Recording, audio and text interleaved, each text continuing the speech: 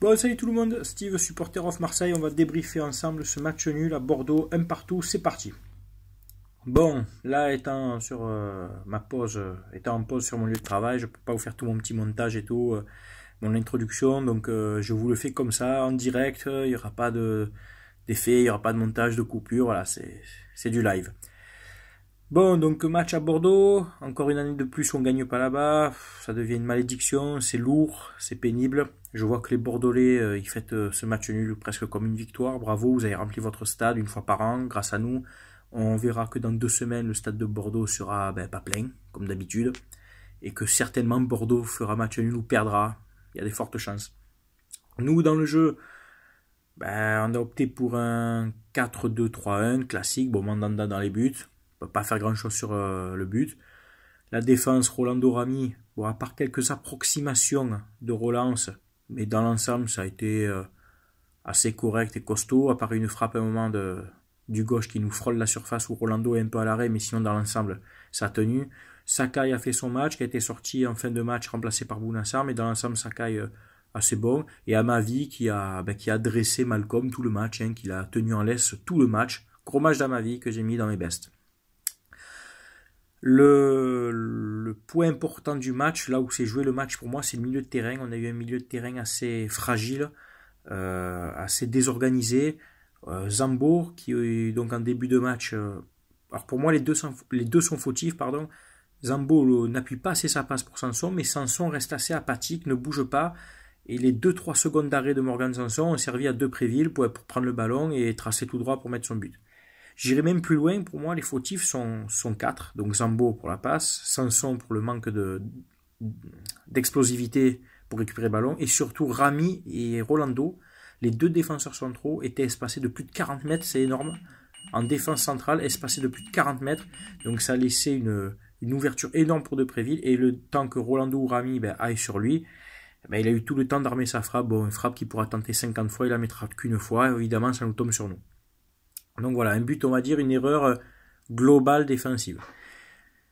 C'est les joueurs offensifs, donc Ocampos, que j'ai trouvé combatif mais très discret, surtout en deuxième mi-temps. Très peu de ballons récupérés, très peu d'apports offensifs. Il n'a pas tenté grand-chose. Payet, une mi-temps très en dessous de ses capacités et du prix pour lequel il a été recruté. Un Payet vraiment pas dans l'impact, qui a proposé des mauvais choix sur un contre. À un moment, il peut donner le ballon, il perd le ballon alors qu'il y avait 3 Olympiens autour de lui. Des frappes non appuyées, non cadrées. Voilà, un Payet en dessous. Il revient de blessure, certes, mais on attend beaucoup plus de lui. Et son positionnement était très, très vague sur le terrain. On n'a pas réussi à le trouver assez facilement. Thauvin de l'autre côté, Thauvin qui a proposé un peu plus, surtout en deuxième mi-temps, qui a percuté, qui a dribblé, qui a provoqué, qui a d'ailleurs fait de très bons centres et corners, j'en reviendrai après. Je reviendrai après dessus.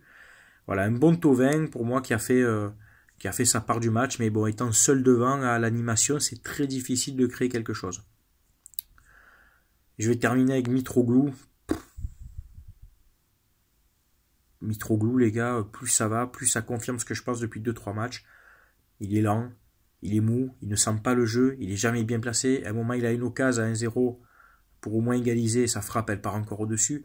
Je comprends pas comment un mec comme ça, qui tournait à 20 buts par saison au Benfica, peut perdre autant sa confiance et ses capacités. Son jeu de tête est très pauvre, sa détente verticale n'est pas exceptionnelle, elle est pas, d'ailleurs sur corner, il prend très peu de ballons. Voilà, je suis quand même surpris de voir le niveau si bas d'un joueur qui de base mettait, comme je vous dis, entre ses 15 et 20 buts par saison. C'est pas normal, qu'est-ce qui se passe avec ce joueur? Et puis pourquoi ne pas faire jouer avec un deuxième attaquant, quoi? Enfin, Germain est rentré en fin de match, mais ça a guère rapporté. Alors il fait une déviation de la tête après, mais c'est tout ce qu'il a fait. Très transparent, Germain autour de Mitroglou. Ces deux-là, ça fonctionne pas, quoi. Ça fonctionne pas. Après, il y a qui est rentré? Lopez en deuxième mi-temps, qui a remplacé Payet. Alors c'était pareil, pour moi Lopez, ouais, qui a bougé un peu plus, qui a été un peu plus disponible, mais aucune, qui a rien déclenché, aucune action à portée de sa part. Très peu d'impact, très peu d'influence dans le jeu, quoi. Un Lopez très discret aussi, c'est pas suffisant tout ça, c'est pas suffisant. Et après Bounassar, voilà, qui est rentré à la place de Sakai, bon, qui a joué quelques minutes, rien à dire dessus. Je vais revenir sur un point important tactique aussi du match. Je sais pas si c'est travaillé à l'entraînement, je sais pas si vous voyez les matchs comme moi les gars, mais les corners et les coups de pied arrêtés, c'est terrible. On en a 10 par match, corner, coups de pied arrêtés confondus. On prend jamais un ballon de la tête. On met jamais un but sur corner. On met jamais un but sur coup franc. C'est terrible, c'est terrible. Et quand on prend le ballon, comme Rami, eh ben c'est de l'épaule et ça passe au-dessus et ça passe à côté. Ça devient lourd et pénible. On a des grands gabarits, Rami, Rolando, Anguissa, Mitroglou. Enfin, il y a des mecs qui sont là, quoi. Enfin, c'est des plots, quoi. Ils savent pas sauter, ils savent pas prendre un ballon. Il n'y a pas de combinaison, c'est pas travailler à l'entraînement. Tout ça, je mets dans l'eau aussi de tout ce manque de technicité qu'il y a, tout ce jeu qui est pauvre aussi. On voit quand il n'y a pas Gustavo, ben on est orphelin, quoi. On est orphelin techniquement et tactiquement, il n'y a pas de jeu, quoi. Il y a aucune création, c'est très pauvre, c'est pas agréable, c'est pas des matchs agréables à voir, ça. On arrive à égaliser à la fin grâce à Morgan Sanson, qui a fait une très bonne deuxième mi-temps, je ne lui enlève pas, qui a proposé un peu plus, qui a percuté, qui a donné des bons ballons, qui a beaucoup bougé et qui donc a eu le mérite d'être bien placé, de marquer encore un but. Donc voilà, bravo à Morgan Sanson. Mais hormis ça, c'est très pauvre. En face, Bordeaux, c'est très, très faible aussi. On prend un but, voilà, parce qu'on fait une erreur au début défensif, mais à côté de ça, Bordeaux, c'est très faible. C'est une équipe que normalement on doit taper 2 ou 3-0, quoi. C'est des équipes qu'on doit taper même chez eux. Alors oui, il y a l'engouement dans leur stade qui remplissent une fois par an, mais c'est tout, quoi. Je viens de voir ce matin que les Bordelais se plaignent de l'arbitrage. Non mais attendez les gars, on va en parler 2 minutes. Les Bordelais se plaignent de l'arbitrage. Allez, je remonte à 2 saisons en arrière. Sous l'ère Bielsa, grosse faute d'Alessandrini à Bordeaux, je parle de ce match. Grosse faute sur Alessandrini par le dernier défenseur, ni carton rouge ni pénalty. Gignac met une tête déviée par un bras comme ça d'un Bordelais qui limite fait un salut nazi, pas de pénalty. Il y a quelques années, Mandanda stoppe le ballon dans ses mains, Chamac le pousse, il tape même pas avec sa tête le ballon, il tape les bras de Mandanda, je sais pas si vous vous rappelez, c'est Mandanda du coup qui se rentre le ballon dans la cage, but validé.